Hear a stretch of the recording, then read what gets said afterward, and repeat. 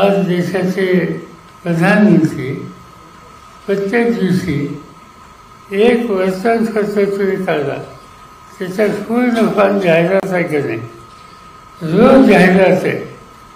आणि त्या जाहिरातीमध्ये मोदींची राजांची आणखीन काय काय शेवटी ही जाहिरात कुठून कुणाच्या खर्चानं कुणाच्या पैशानं ही दिली जाते याचा विचार केला तर या देशाच्या जनतेच्या पैशाने ही आपली प्रसिद्धी त्या ठिकाणी केली जाते.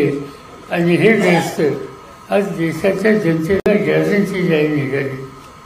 कशी गॅरंटी? आज या देशामध्ये शेतीचं उत्पादन वाढवायचं.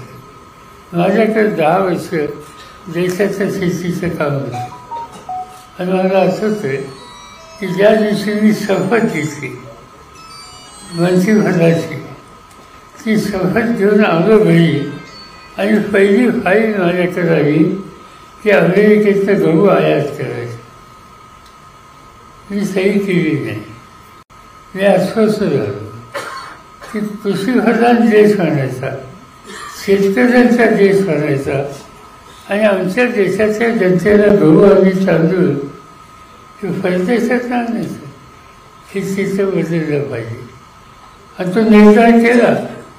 डॉक्टर मनमोहन सिंग यांनी आम्हा लोकांना साथ दिली आणि ज्या दिवशी मी 10 वर्षांनी कृषी खात्याचं मंत्रिपद सोडलं त्या दिवशी हिंदुस्थानाच्या शेतकऱ्यांच्या घामानं आणि कष्टानं आणि त्यांना योग्य किंमत देऊन हा देश जगातला 2 नंबरचा गहू तयार करणारा देश झाला.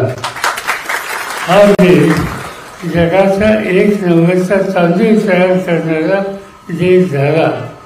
हा देश जगात 2 नंबरची साखर उत्पादन करणारा हा देश झाला. हे सगळं घडू शकतं. आणि आज हे सांगतात की आम्ही शेतकऱ्यांचं उत्पन्न दुप्पट वाढवतो. आता 10 वर्ष होतील मोदींना सत्य घेऊन उत्पन्न दुप्पट वाढले का? एकच गोष्ट वाढली की शेतकऱ्यांच्या आत्महत्या वाढल्या. कष्ट करणारा काळ्या आईची सेवा करणारा शेतकरी त्याच्या मालाची किंमत योग्य मिळत नाही. डोक्यावरचं कर्जाचं ओझं फिटत नाही.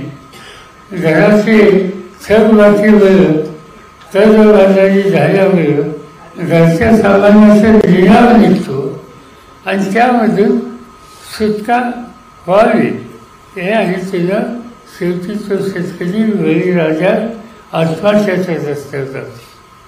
ही शेतकऱ्याला गॅरंटी वाजून दिली.